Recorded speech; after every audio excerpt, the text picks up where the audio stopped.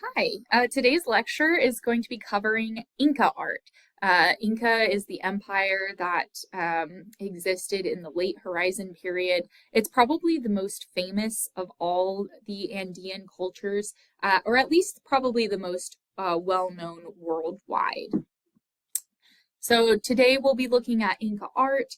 We'll talk about how they built their empire, some of the different technologies and different systems that they used to rule such a large swath of land that they were able to dominate and tax and influence artistically. We'll look at stonework, which is probably their most their greatest contribution to Andean art. And we'll look at some of their textiles, metalwork, ceramics, and touch briefly on the Spanish invasion and the aftermath, although colonial Inca art and colonial Andean art is a class and a lecture and all of that study all into itself that we don't have time for in this lecture. So we will be looking at the late Horizon period in this class, and we'll look at a couple of objects from the colonial period, which happens after 1532 CE. So today we'll be focusing on a very brief time frame, just around 100 years between 1438 and 1532 CE. So we know a lot about the Inca because they were the main power in the Andes at the time of the Spanish invasion, and we have both indigenous and European chronicles writing down things about their history and their culture. Unfortunately, the Spanish melted down and exported the vast majority of their precious metalwork and destroyed a considerable amount of material goods and art in the name of stamping out idolatry with the with their institution of Catholicism. However, because the Inca dominated other cultures to create their empire, many of these subjects actually saw the Spanish as liberators when the Spanish arrived in the Americas. The Spanish invasion would have not been possible without the political unrest already occurring within the empire at the time, along with the devastation that diseases like smallpox brought to the indigenous populations. We call the Inca Empire the Inca Empire. They actually referred to their ruler as the Sapa Inca, or the unique Inca. Inca is the name of the culture. However, the Inca themselves referred to their empire as Tawantinsuyu, which means the land of the four corners, because they had it divided up into the cardinal directions. In this lecture, I'll primarily be spelling Inca with a C because that's what your textbook does. However, I am very used to seeing it spelled Inca with a K, and if you do some research, you should look up both ways because it's not super consistent the way that things are spelled.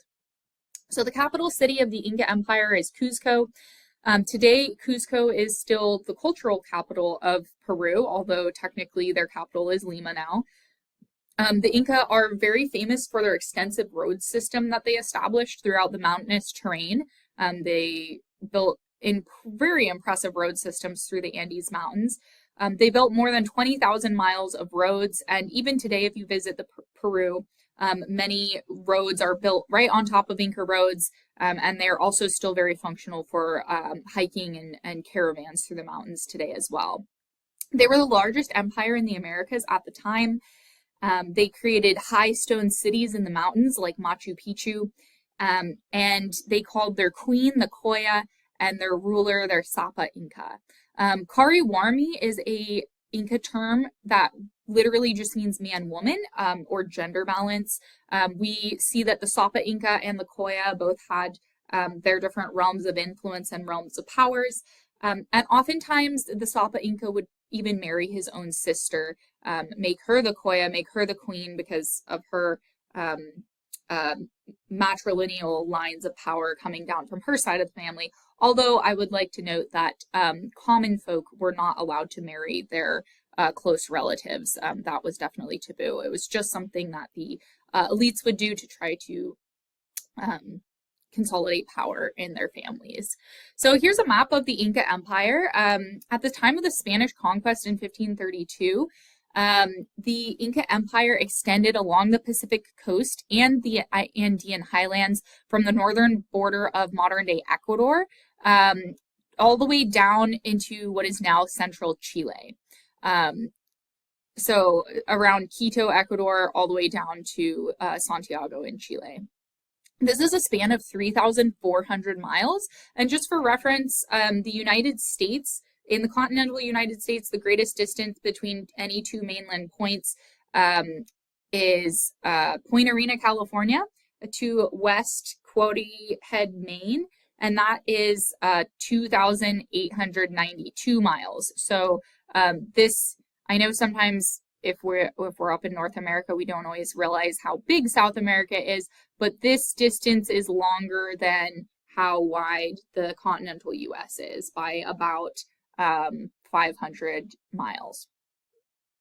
So at the center, we have Cuzco. Cuzco is the capital. It's a very high elevation city up in the mountains. It's in a little valley up in the mountains. Antisuyu is what they called the eastern region of their empire.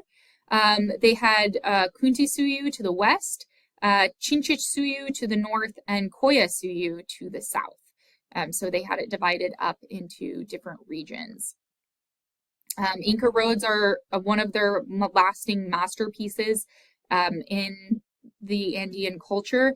We have virtuoso roads going on the sides of mountains and cliffs, including roads like this, where they built up stonework to create level surfaces for people and llamas and alpacas to travel. The Incas are also very, very famous for these super impressive rope bridges that they would create. It was this really cool community activity where large groups of people would come together and they would process the grasses. They would beat them into their different textile or their different fibers, and then in large groups create rope out of them and actually create these rope bridges that span over these really large chasms so that you don't have to go all the way down into the river valley and climb all the way back up. So they really save time. Also, if you were, trying to get away from somebody, you could always cross the bridge and then cut the bridge so they can't follow you. If you've seen the Disney movie, The Emperor's New Groove, I feel like I haven't seen that movie in a really long time, but I feel like there are some scenes that show these rope bridges.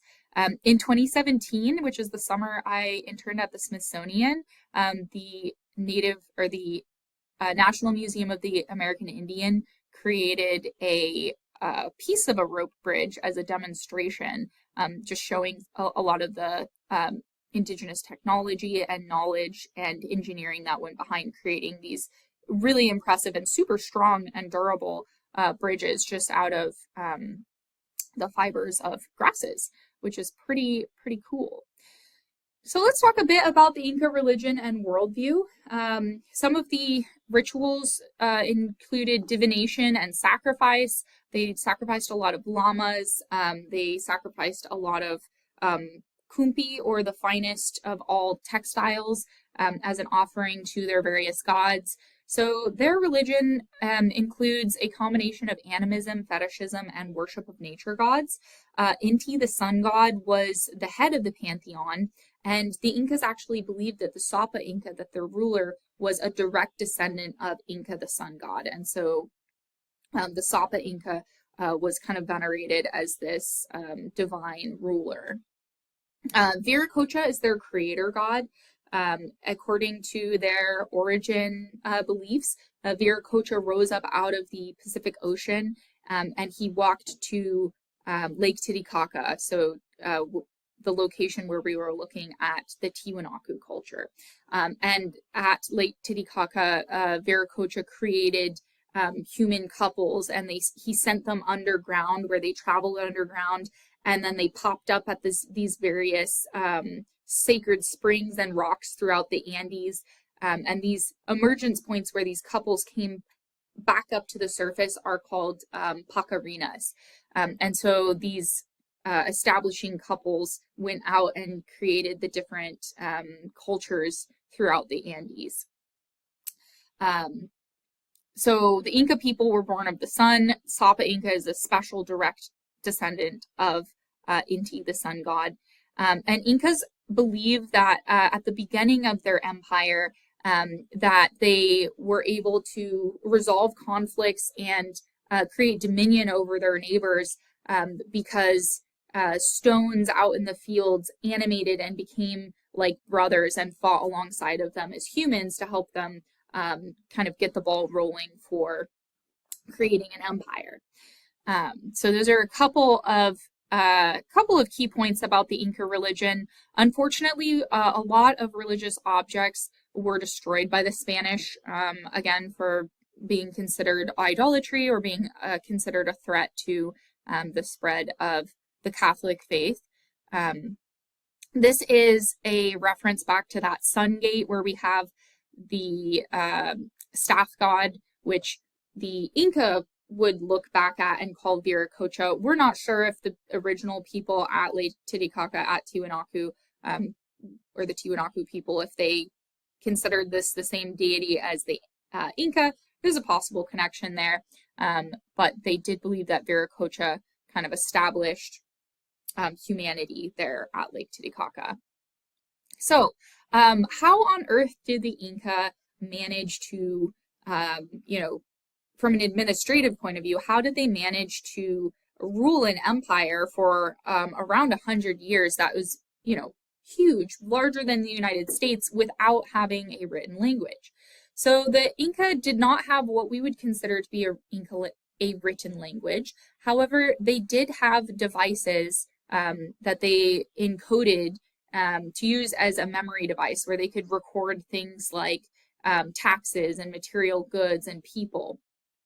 So they encoded their information using knots and color-coded strings. So to many of us, that might seem like a far stretch. However, perhaps some of you who know coding might understand that a lot of the ways that we encode things are using binary codes.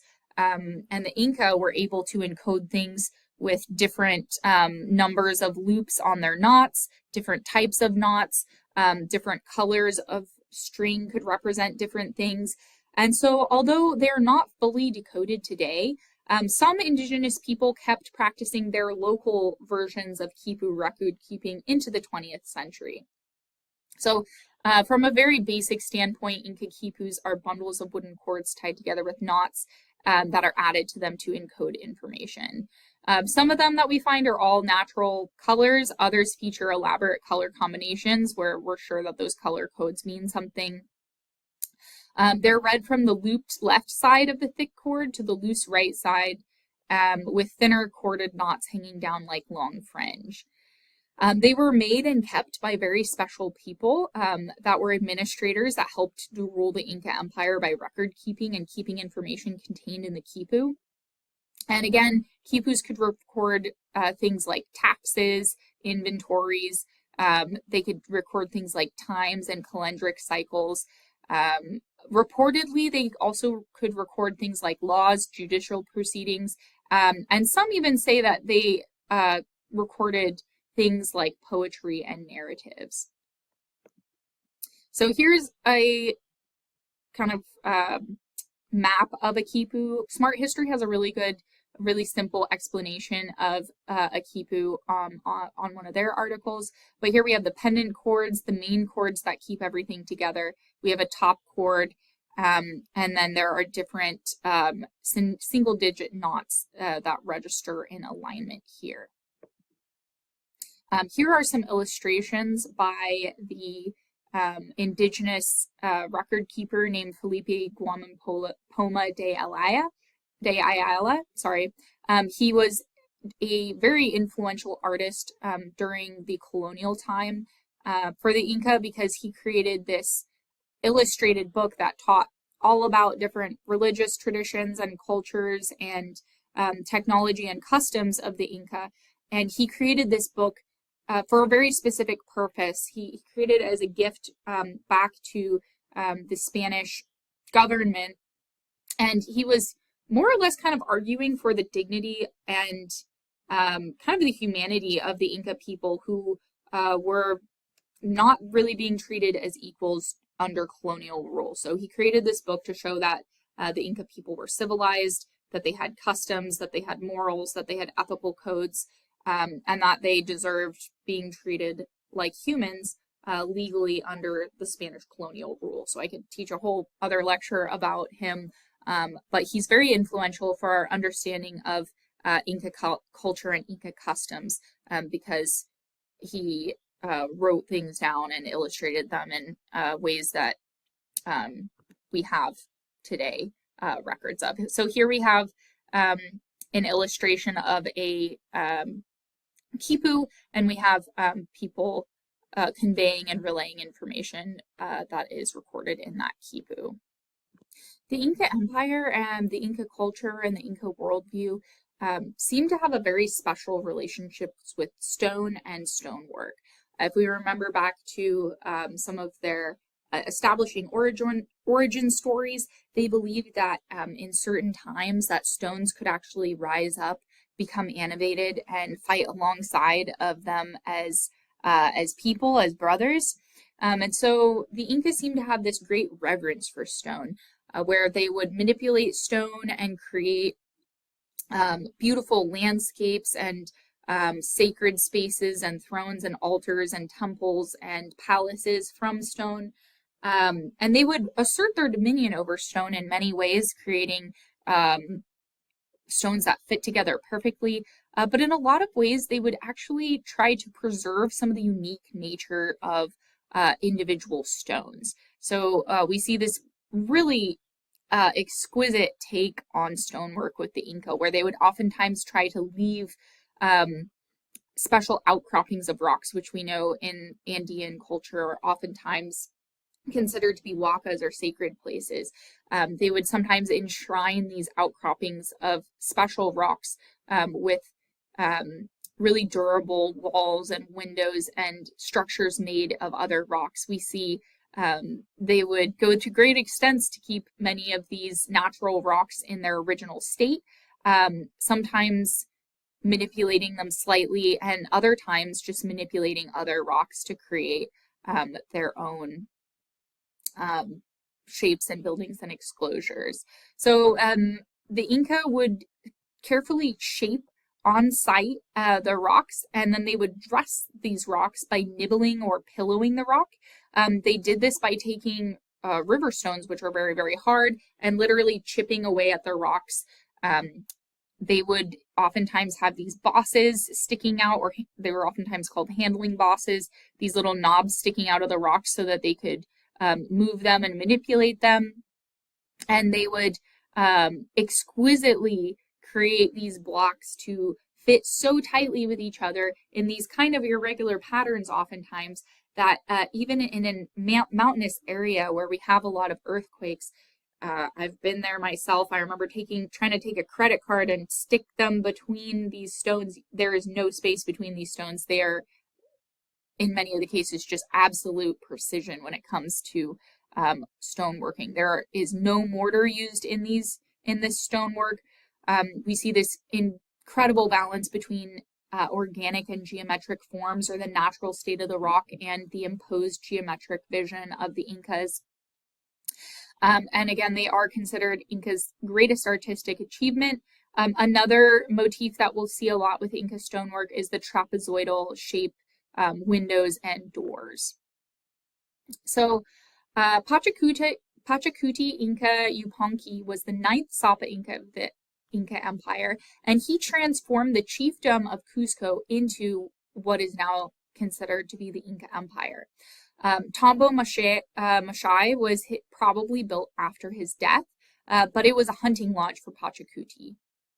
So the site of Tambo Mashai is above Cuzco, and it elaborately embraces a natural spring.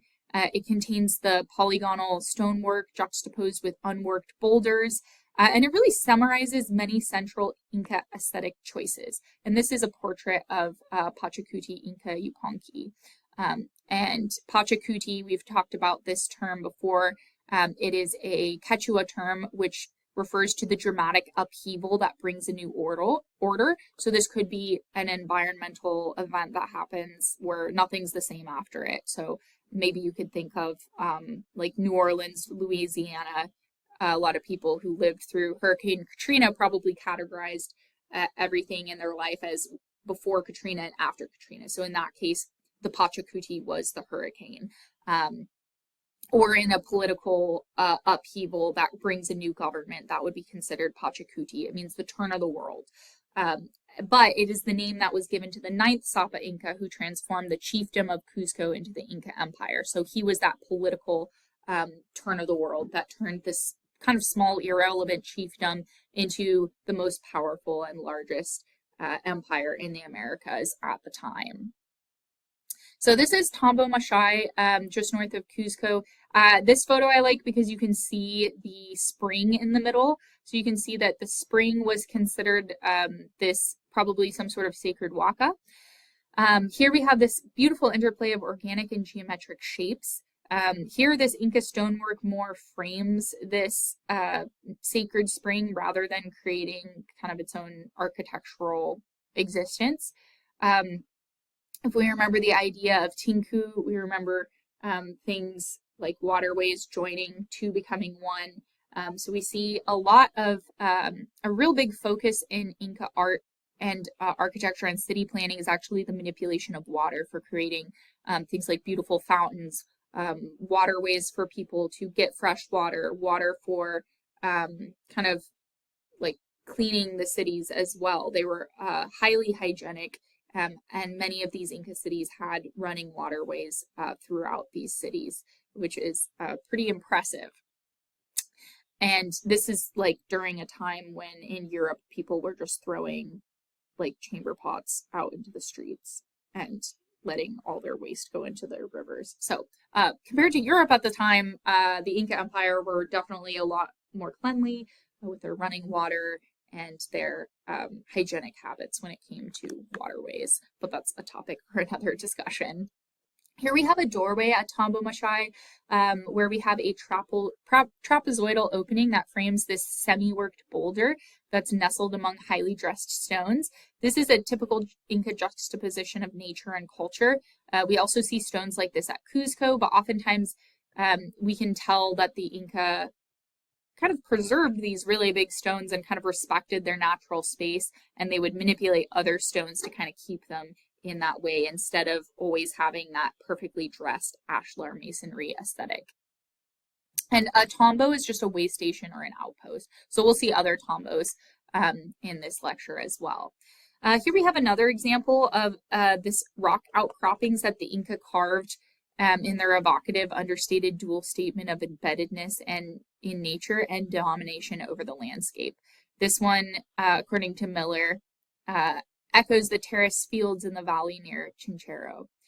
So here we can see that they've carved into this exposed outcropping of rock or this kind of sacred spot. Here's another example. This one is just right outside of Saqsa, Waman, just outside of Cuzco. Here we see sharp edges and precise planes of steps coming up to this possible altar place or stage. So this creates a bold play of light and shadow. Again, we have this kind of geometric assertion of human will, human power, human dominion that has this really striking balance with the natural order and the natural outcropping of the rock.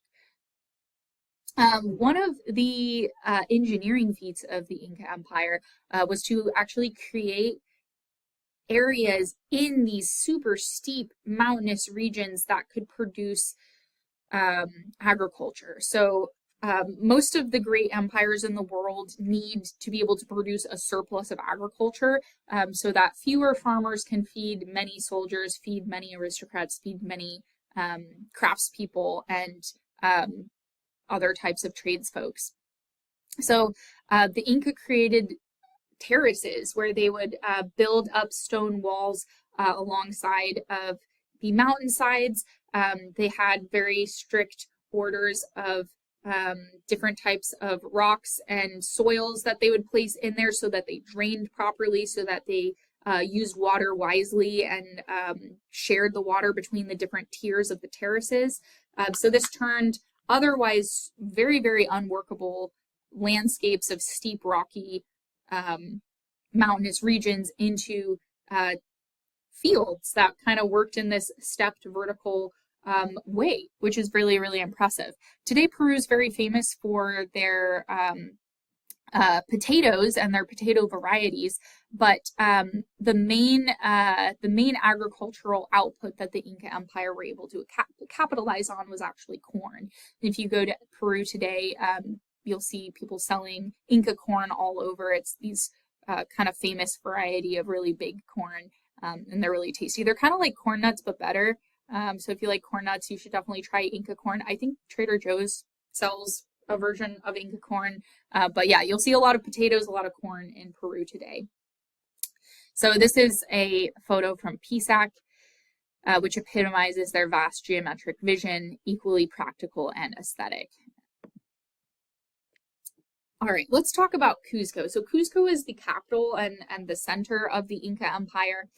It's spelled a couple of different ways, much like a lot of these other words that we've looked at in this class.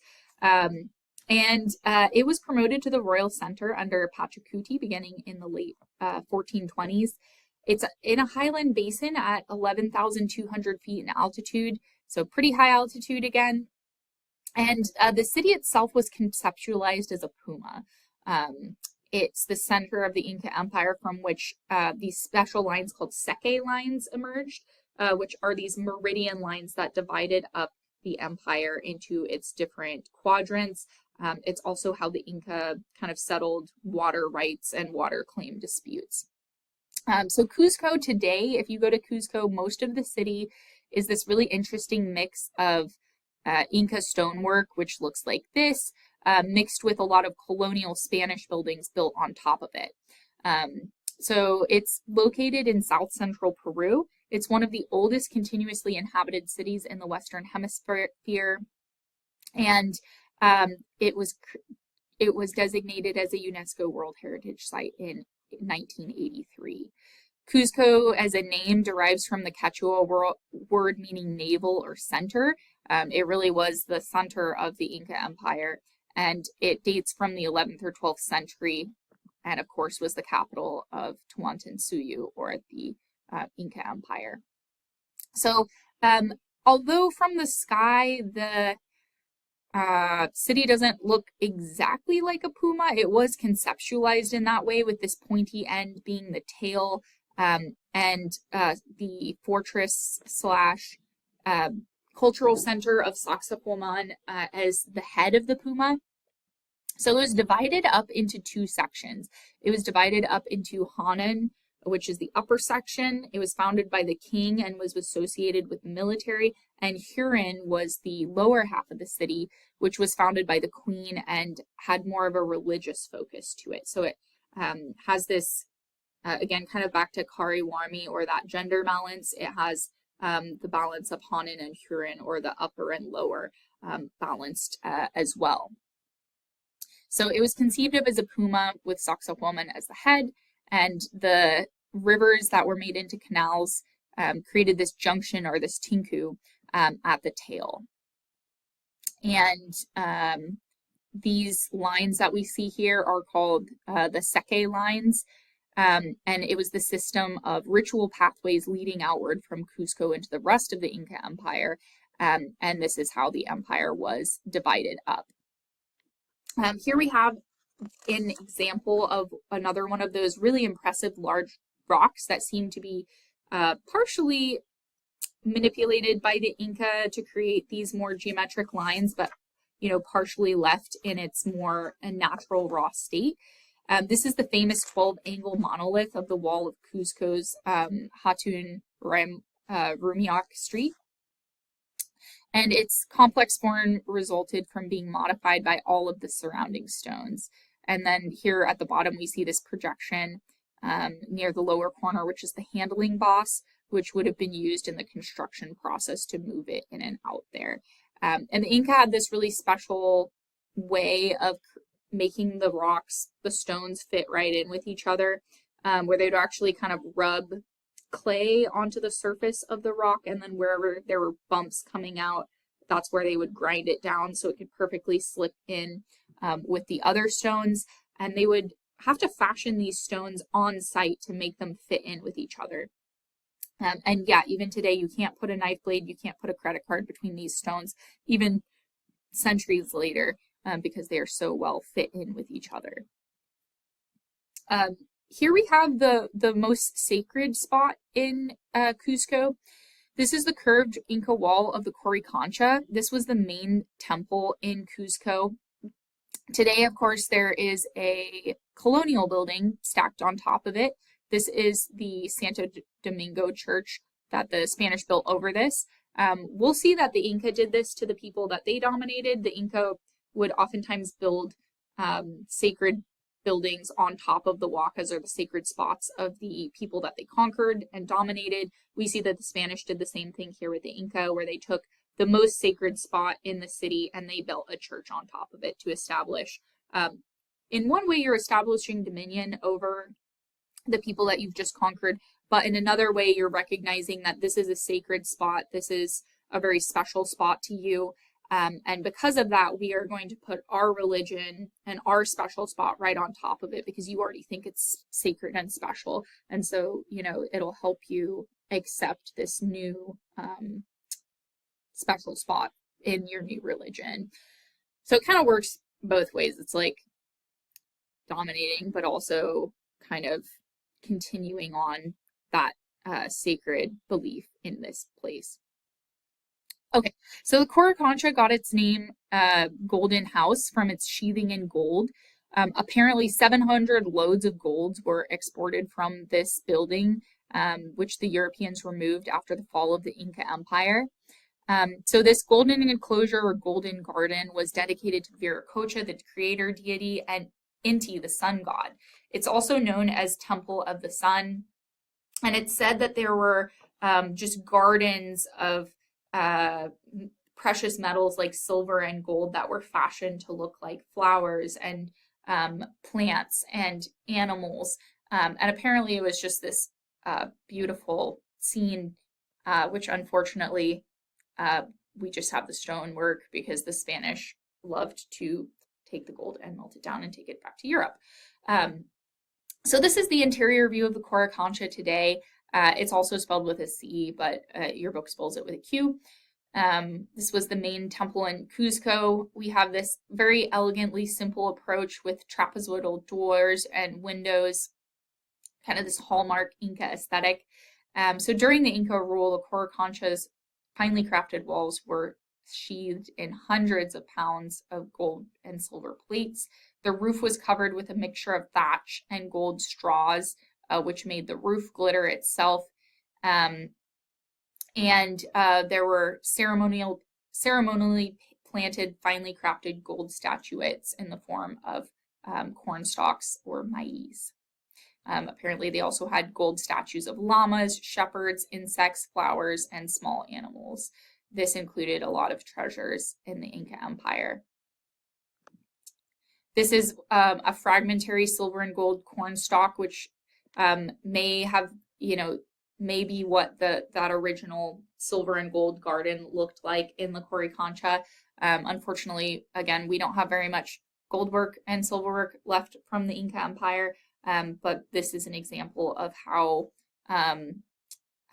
realistic they could make their silver and gold work, although a lot of times it's a bit more abstracted. And this is the Coricancha. So, like I said, when we were looking at the map of Cuzco, Cuzco was kind of conceptualized as a puma, and the head of the puma was Saqsa Waman. This is also spelled this way as well. It's a very defensible fortress, but it was probably used more for ceremonial purposes than military purposes. It's created on these different levels and tiers, and it's these levels of huge walls and stonework. Some of these stones reaching over 13 feet high and weighing as much as 100 tons. Again, the Inca used the method of chipping away with river stones to create these large monolithic cyclopean walls. And Saqsa Waman means satisfied falcon in Quechua. So it is just just above Cuzco, and this is what it looks like from across the valley. Here are some people for context, but we have these zigzag layers of tiered walls with these just absolutely ginormous stones. It is so crazy impressive to check out. And, oh, I think I have a Google map of it. Let me see here. It's obviously way cooler to see in person, but you can see the terraced areas and just these humongous stones that the Spanish even marveled at. They marveled in their chronicles that you wouldn't believe that humans could have actually moved these stones. Here's some images with llamas in there for context and for size. Just absolutely impressive how huge these rocks are. This is the Inca throne that's carved into the living rock of Rodadero Hill, which is just across from these zigzag walls of Saqsa Waman. So we see these monolithic stones imported to create these walls, and also the Inca domination of the natural outcroppings of the walls.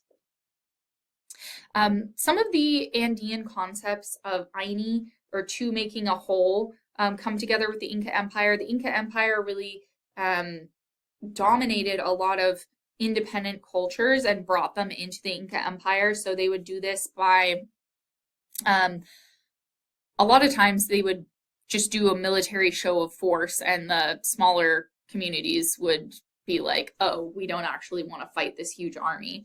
And so the Inca would oftentimes give the local ruler or local chief the option of becoming like a local governor. A lot of times these local cultures that were being annexed or dominated by the Inca would have options to keep a lot of their cultural identity, keep some of their religious practices, keep some of their leaders and rulers if the leaders and rulers decided to come under the subjection of the Inca Empire. And in exchange, they would pay taxes in the form of labor and oftentimes goods and textiles to the Inca government. And then the Inca would give them protection and also kind of distribute food sources in case of famine or, other ecological disasters that could threaten people. So Aini is this idea of two making a whole. So, the Inca Empire incorporating other cultures to create this new identity. And then the stonework, we also see this idea of tinku, or the convergence of two to make a third. So this idea of converging rocks together to create these walls and these impressive works of architecture. Tambos are these way stations that were kind of placed along the Inca roads so that the Inca could have their messenger systems transfer messages more quickly, actually, in the Inca Empire than in Europe, what people could do with horseback riders. They had this really cool system of runners that would relay messages short distances across the Inca road, and then they would tag team, send the message to the next runner who would run to the next tambo or way station, pass off the message. And so they could communicate very quickly across the empire with this elite system of runners who would run through these mountains. I mean, you think of like mountain running as a sport today, but the Inca have been doing that forever at these really high elevations, by the way. It is not easy to run at high elevations because there's not a lot of oxygen. Anyhow, so that's another great accomplishment that the Inca Empire had, was this extensive messenger system with these runners. But these tambos, or these way stations, were placed strategically throughout the Inca road system so that military groups could move effortlessly and messages could move effortlessly through the mountains and through the different regions of the Empire of the Four Corners. So Ollantaytambo is one of these special way stations about 45 miles north of Cuzco. It has this incomplete temple built at the top of it, and a very sacred area was separated from the rest of the way station, or the tambo, with these 17 different terraces. So this is Ollantaytambo looking at the bottom.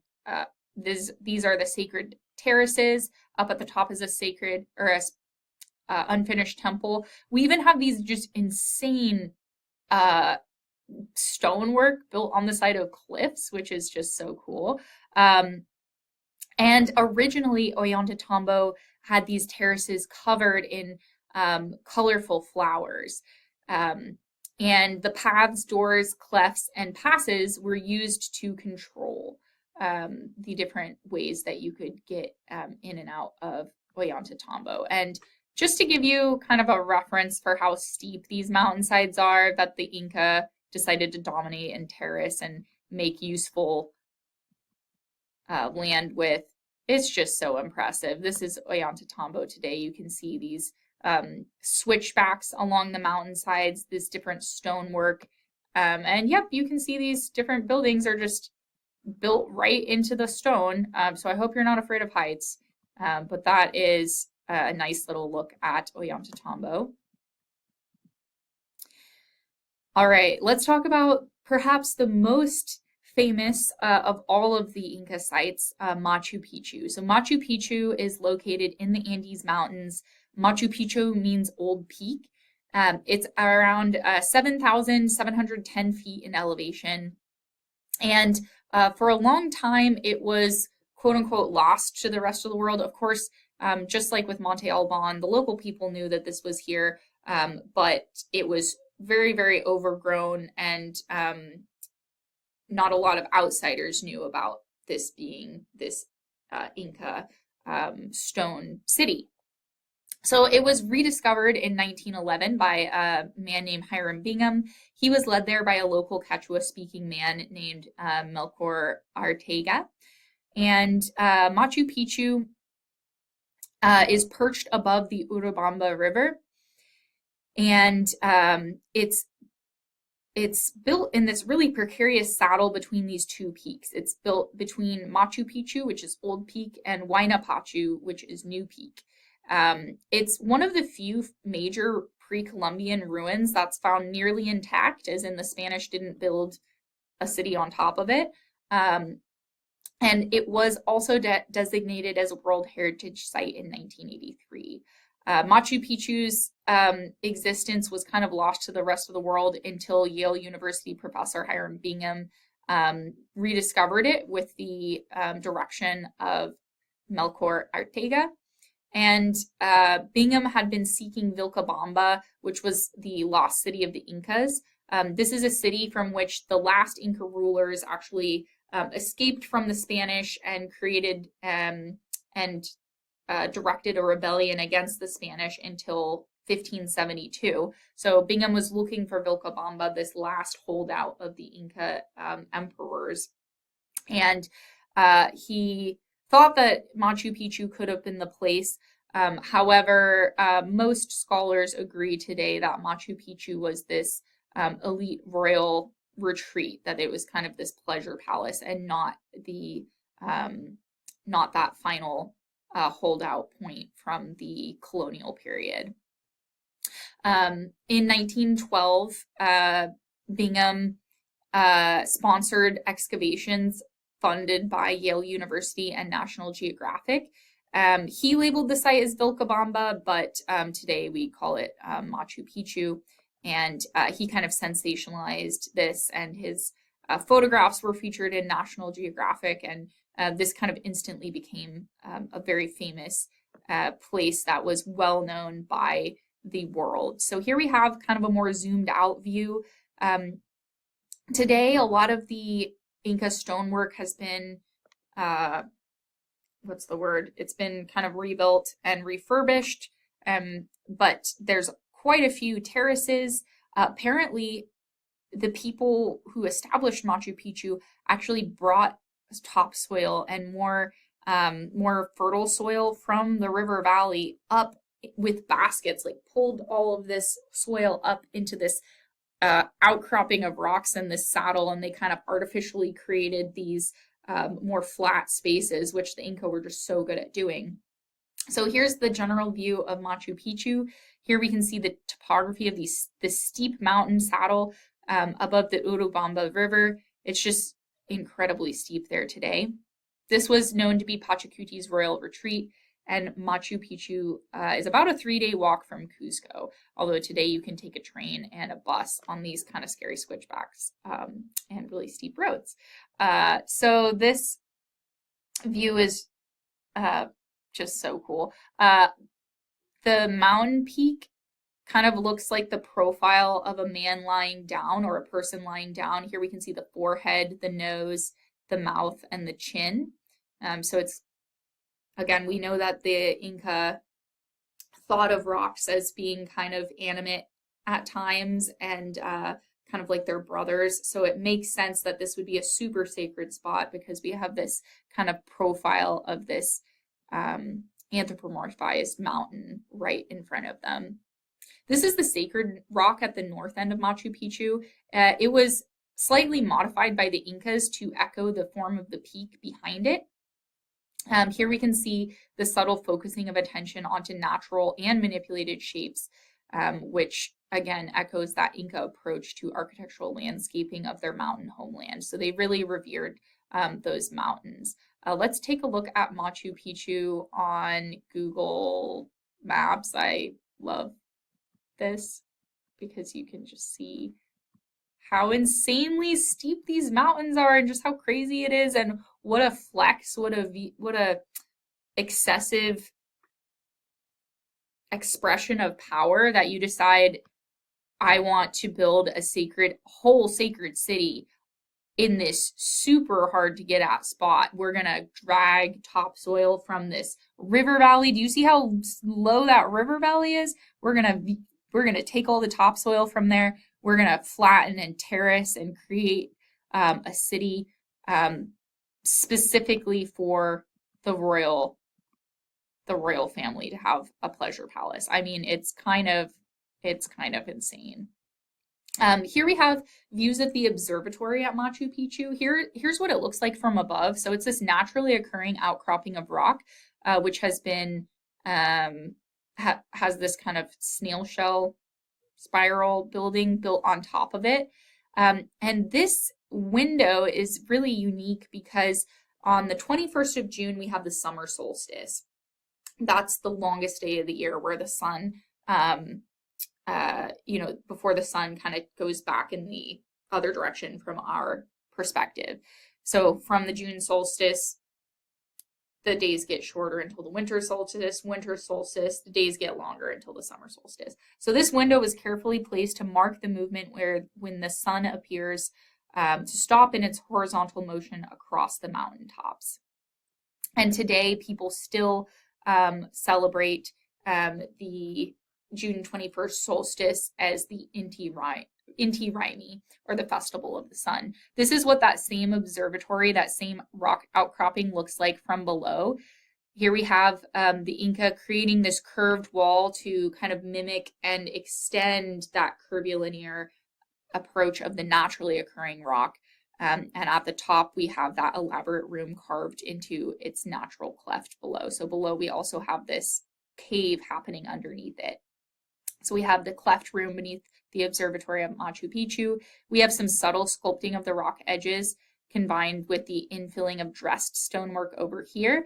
That shows that Inca fluency of organic geometry. So there's a lot of kind of spiritual meaning behind this specific observatory. So remember, the origin point for these founding couples in the Inca worldview were these places where couples emerged out of like sacred caves and springs. So we have this idea of emergence, that kind of sacred emergence from the underworld with this cave.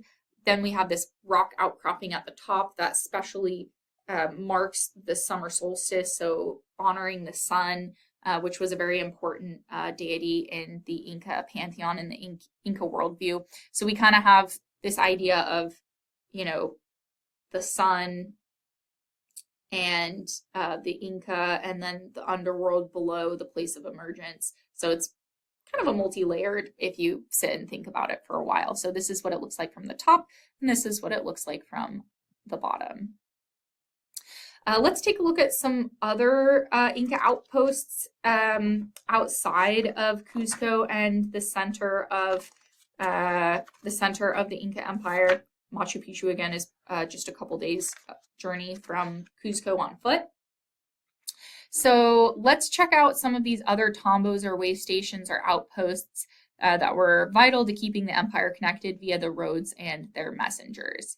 Pachacuti commissioned many coastal tombos to, establish government and control over coastal regions which they dominated.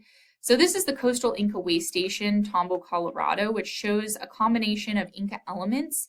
So the Inca are very famous for their stonework, but here we see the Inca architectural aesthetics being built entirely in adobe. So we have this trapezoidal plaza. We have these walled enclosures of rooms around courtyards called conchas. We have these trapezoidal niches, windows, and doors. Here again, we have another one of these administrative centers. This one's Huacano Pampa. This one's on the road from Cuzco to Quito.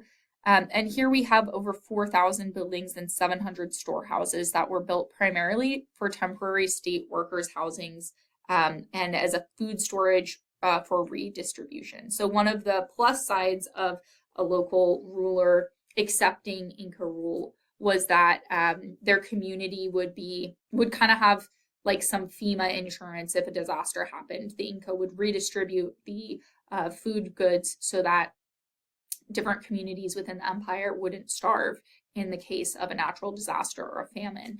So the Inca controlled the redistribution of goods, as many governments do.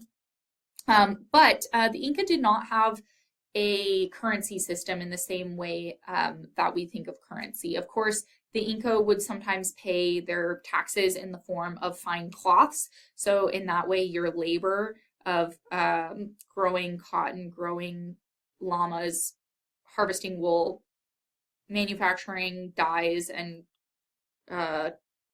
strings, threads, yarns, and then the labor of you creating those textiles, your labor is becoming that tax. They also practiced a system of mita labor, and this is a system in which many laborers would spend a couple of months working on an Inca project outside of their homeland. So think of it today, if you get taxed like 30 or 35%, what you're getting taxed is, a third of your labor that you're doing at your job is going back to the government. So the Inca kind of cut out the currency in the middleman, and usually men or head of households would be taken for a couple of months every year to go work on a project, and that was you paying your taxes to the Inca government. So here we have temporary residences for those mita laborers who are coming from different provinces, different areas in the Inca empire, and they're coming there to work on a project and give their labor as their tax. So that's one of the ways that the Inca practiced reciprocity. So kind of insurance for if bad things happen, we'll protect you against other people, but you're going to also give us your labor, give us your goods to redistribute. So here's an example of an Inca outpost in Ecuador. This one was created a little bit later in their rule when they were really kind of spread thin all the way up north into Ecuador. Ingapirca is an area where the Inca expansion met quite a lot of resistance. And here we see that this sacred outcropping of rock, which was a sacred waka to the locals, we see that the Inca built on top of it. So they kind of did what the Spanish did at the Coricancha. They took a spot that was sacred to the locals and they asserted dominance by putting their sacred spot on top of it. This was considered to be the origin rock of the Canary people. So let's talk a little bit. There's one culture that I want to talk about that is not Inca. They actually considerably resisted the Inca imperialism. This is the Chachapoyas culture. There's actually a lot of research being done just in the last couple of years on Chachapoyas. National Geographic came out with a little 40-minute documentary that's actually on YouTube if you want to look it up. It shows these people like climbing up into these really high mountainous, cliffy regions to check out some of these tombs, these Chachapoyas tombs that are, you know, just really recently being scientifically studied and excavated. They're located in northeastern Peru. This is, again, a culture that successfully resisted Inca domination to a very large degree. However, when the Inca did finally kind of dominate them, they had to remove about half of their population to have them work in other regions to kind of suppress their rebellious tendencies. And this culture is very famous for their cylindrical and circular buildings, mosaic stonework, and tombs. They're also very famous for their burial practice. They created mummies. The Inca also mummified their rulers especially. They're called malkis. The Inca would mummify their rulers sitting up, just like we saw way back with like the Nazca and the Paracas people. They would oftentimes mummify their people, specifically the Paracas people, sitting upright. And they would dress them and they would kind of address them as living people. So the Inca did that, and we see the Chachapoyas also mummified their dead and put them up in these really high cylindrical tombs up on the side of these cliffs. So here's some images of the cylindrical tombs at the Chachapoyas site of Los Pinchudos in northeastern Peru. Here's some of those wooden male statues that are up on the top, and here are those wall mosaics in these geometric patterns that are very characteristic of this powerful non-Inca people of that late pre-Hispanic time. So let's talk about other types of Inca artwork. Waman Poma's colonial drawings were very influential to our modern understanding of Inca traditions. We understand a lot about different division of labor in the Inca Empire due to his drawings. This drawing on the left is of the Aikawasi, or the House of the Chosen Women. These were women that were cloistered away, kind of as virtual slaves, to create very, very fine kumpi cloth, the finest cloth in all the land for the ruler and the sun god. So they were kept away from men and taught to dedicate their life's practice to creating the finest textiles known to the empire. On the right, we have an image of Waman Poma's colonial drawing of the ruler Tupa Inki Yupanqui. He is the ruler that really expanded the Inca Empire. Here he's shown as an old man because he had a very long rule, and he is wearing an all-tukapu tunic. This is probably the type of tunic that Waman Poma is showing the ruler to be wearing. This is an Inca royal tunic. It's covered with many tukapus. So the tukapus are these square geometric patterns. And we only see this type of cloth with all of these little patterns being shown to be worn by rulers.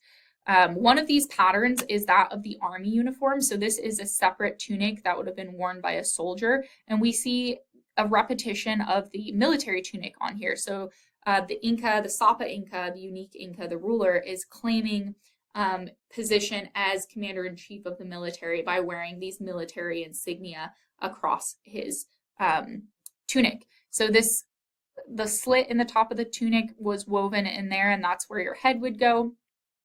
The sides were sewn together so that it was like a full tunic. This is what it looked like when it was being worn by a person. It would usually come about down to the knees.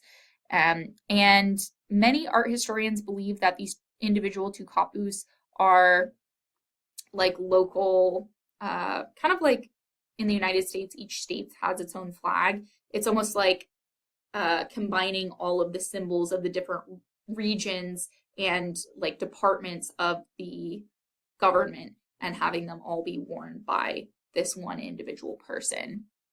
The Inca had a lot of rules about who could wear what types of clothes. Local people had rules about what kinds of cloths and what kind of patterns they could wear. So there was a lot of like local identity being worn and embodied by people when they would wear their different types of tunics. Again, kumpi is the finest cloth from the finest materials created in the most labor-intensive manners. And this type of cloth, not just anybody could wear. You had to be a royal or an elite to wear certain types of cloth. So they had sumptuary rules. This is an image of the standardized Inca checkerboard tunic. These were made out of wool. They're very, very high quality. It showed that the Inca Empire was investing a lot into their soldiers. The red yoke or top of this tunic was created with a very labor-intensive dye process. These small red bugs would have to be harvested from cactus plants, and then they would be crushed up and processed to create this beautiful crimson dye that didn't fade.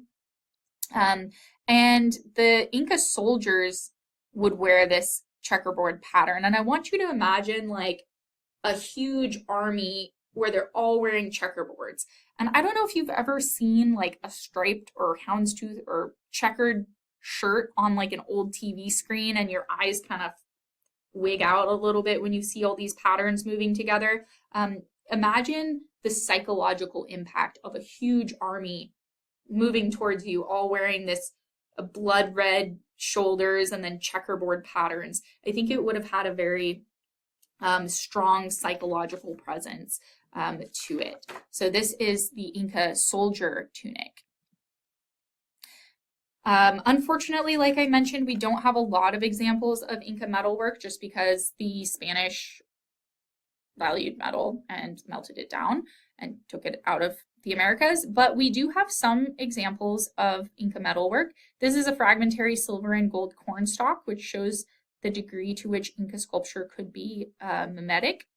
And we talked about these gardens of plants and animals being found at the Coricancha, which of course have been removed after the Spanish invasion. We do have examples of llama sculptures.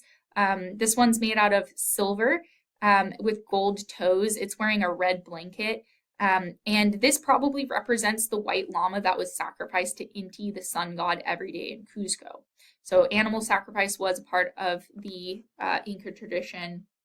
The Inca did, on occasion, sacrifice humans, but it was not to the degree of what we saw with like the Mexica or the Aztecs. So it was a pretty rare occurrence. But they did sacrifice animals, including llamas.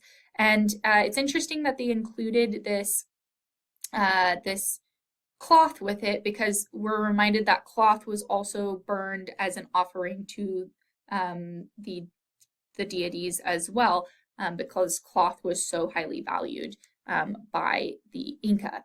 It's important or interesting to note that the Inca originally brought gifts to the Spanish when they were first approaching, to meet. They brought them cloth as a gift because that showed how highly cloth was valued in their society. But they did have metalwork as well. This is a cast silver figure dressed in a miniature feather headdress and woven mantle. This is found with a child sacrifice at Cerro del Plomo in Chile. This was part of a very rare ritual called the Capacucha ritual. This was a really rare occurrence, but we do have some kind of well-preserved examples of this, where sometimes elite children would be sacrificed on the top of a mountain, and usually this was if there was some sort of crisis going on. Oftentimes these children would be kind of left or buried with a larger offering that would include sumptuous cloths, these miniature figurines, and the children would be usually like drugged, so they weren't actually feeling pain, but still very kind of disturbing. But again, this was like a very rare thing that they would do, but it did happen. All right, the Inca also created standardized measurements. So they would oftentimes create like a standardized unit for different vessels to be so that they could be easily accounted for when it came to the redistribution of goods or the payment of taxes. So this is an orpu or a jar, and these jars were curved so that they would fit onto people's backs. And then you see these little holes in the top. Those would be attached to a string and a band that people could kind of balance it across their forehead. And then they would also have like straps hooked into those side things so that you could kind of wear it as a backpack, but like your head was also taking some of the weight as well. This is a kind of unique and interesting little tool called a pacha. The pacha was a watering device that encapsulates the entire cycle of growing maize. So here we see this vessel, we see the maize, the ear of corn, and then it's being placed on this tool, which is shaped to look like this digging sticks, which is what farm workers in the Inca Empire would use as a tool. So this is a watering device called a pacha. All right, so we're coming towards the end of our lecture. Unfortunately, this lecture does not cover the colonial period, but we will touch on it very briefly. So plague, which was thought to be by many historians to be smallpox, killed the last Inca king, Huayna Capac.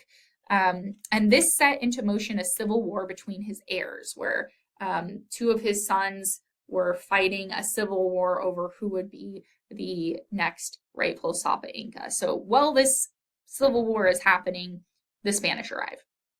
And when the Spanish arrived, many of the subjects of the Inca Empire, so remember the Inca are like this one like chiefdom, this one culture of people that are being spread really, really thin to cover and rule like all these other conquested peoples. And so a lot of these conquested peoples were not super happy with being part of the Inca Empire. And so many of these subjects of the Inca Empire actually saw the Spanish coming as a liberation force. They thought, you know, we don't really like being ruled by the Inca, maybe these people can help us. So the Spanish were actually helped out by some of these folks. And the actual conquest of the Inca Empire took at least a generation. So it's not like this small army of Spaniards were able to just walk right into the Inca Empire and dominate everything. The disease from European contact from other parts of the Americas had traveled to the Inca regions, and it's estimated that around 90% of the population actually succumbed to these diseases for which they had no immune system. They hadn't been exposed to anything like this before. So this disease obviously took out a huge amount of the bodies that could even resist the Spanish, but it also broke religious faith. People felt like, you know, the gods and nature were failing them.